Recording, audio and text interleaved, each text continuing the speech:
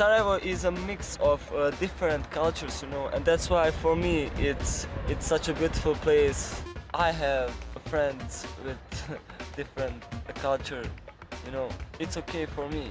I don't look what was before, I look now and, you know, the future.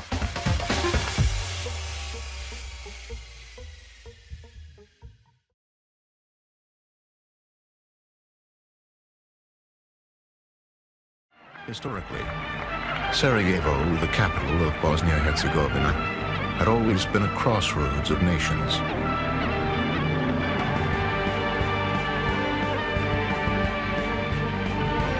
A city that had tried to set aside the old hatreds, the embodiment of an international dream.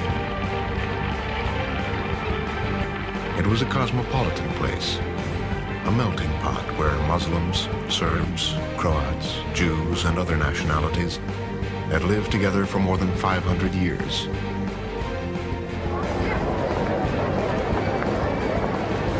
On April 5th, 1992, the streets of Sarajevo were filled with Bosnian Muslims, Serbs, and Croats demonstrating their support for a new, independent, multi-ethnic state.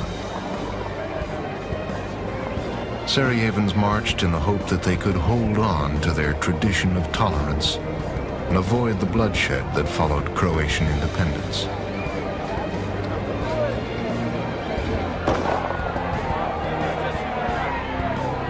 Suddenly, shots rang out.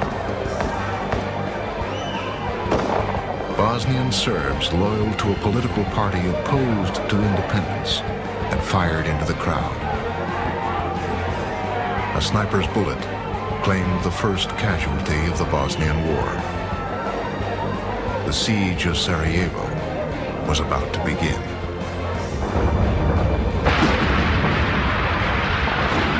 Lord Owen arrived in Sarajevo. He brought a clear message to the people of Bosnia.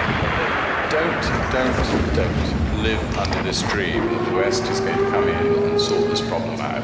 Don't dream dreams.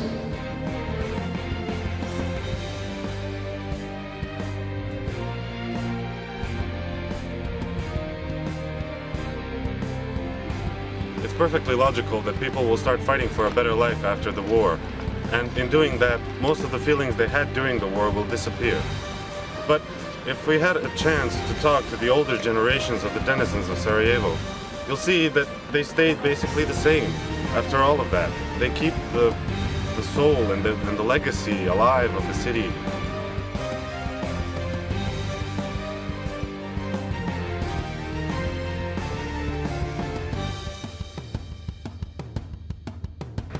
In Sarajevo, you won't find any segregation in schools, unlike other cities like in Mostar or Stolac or Donji Vakuf.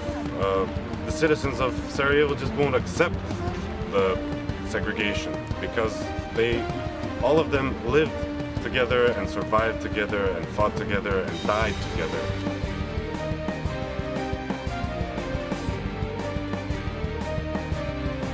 Only other places which had a sense of ethnical cleansing and the people who moved from those places are the ones that are unlike the true citizens of Sarajevo. It's just a political game on the map of nationalism.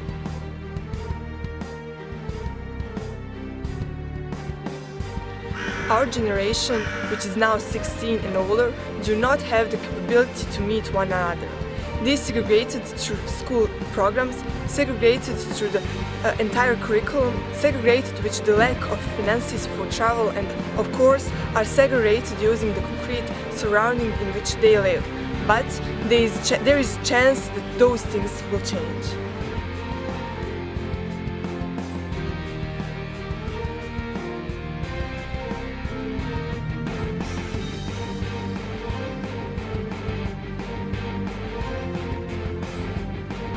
We are not different. We have so much similarities. We keep up the connections by inviting someone from Banja Luka, Belgrade, Zagreb, Split, Varaždin, and other countries to Sarajevo and in reverse. Of course, there is always some resistance in our societies, but they're ready to fight against that and finally get what they want, to live a normal life. I'm so happy to be in this remarkable city, in this beautiful country.